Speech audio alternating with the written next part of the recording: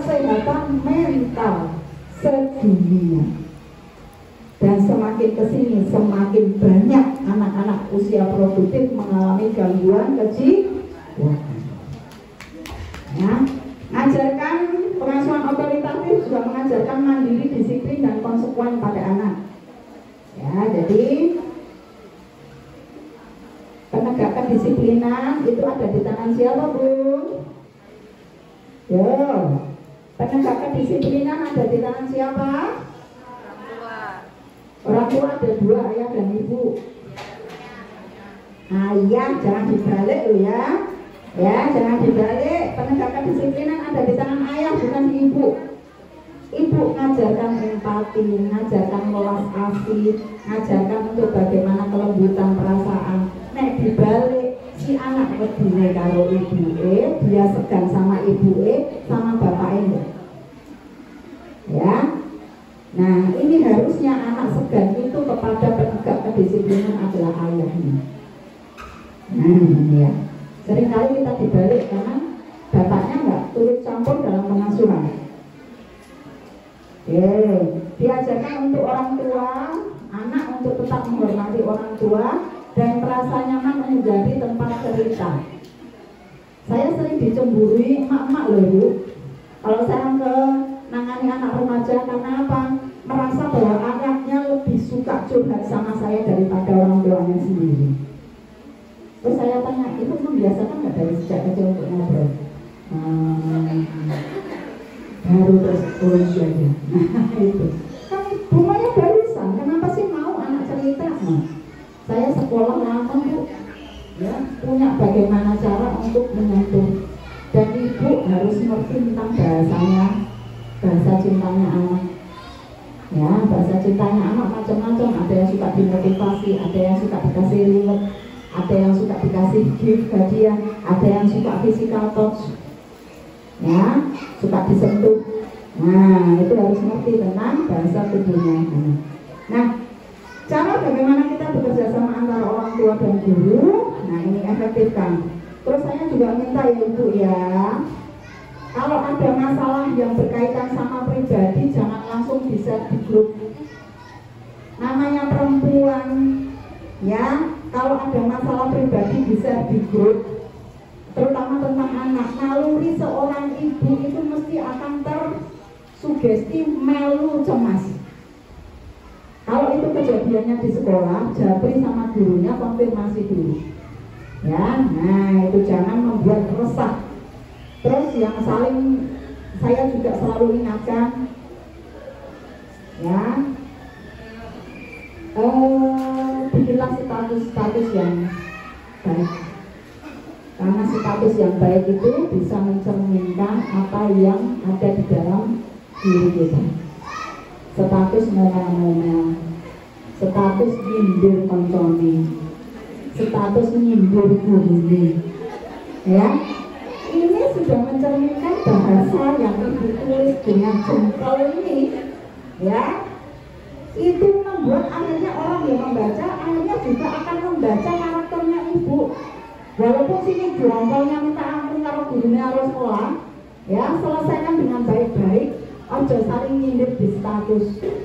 Nanti perempuan itu kan kalau ada yang nyindir satu, kok kayak aku saya disindir gitu loh, ya, kok kayak aku ngomongin aku, kok kayak begini, gitu loh, ya.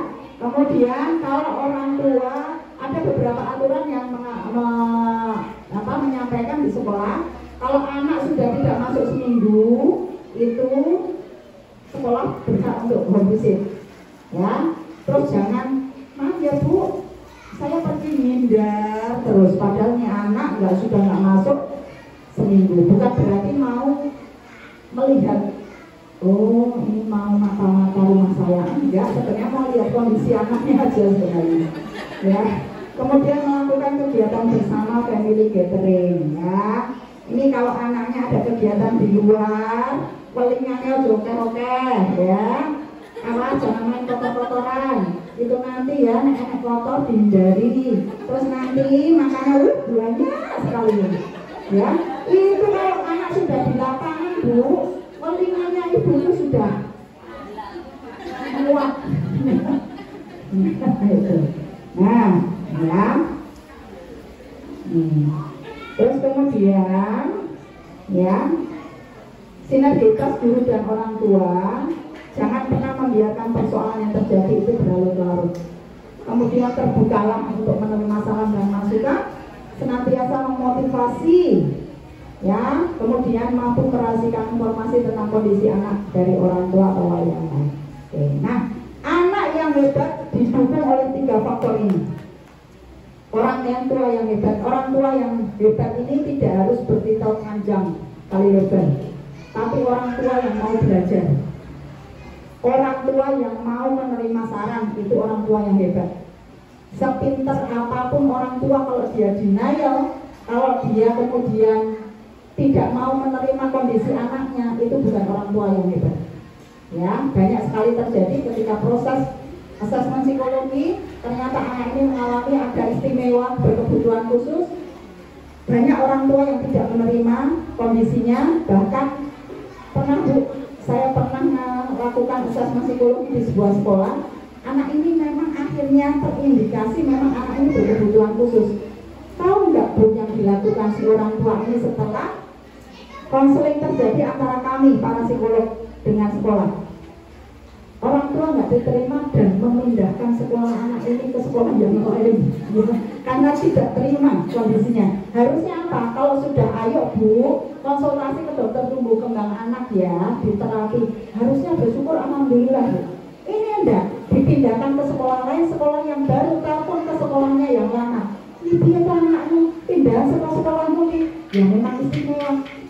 Tapi ya ini, terus terlanjur nggak diterima, ya monggo.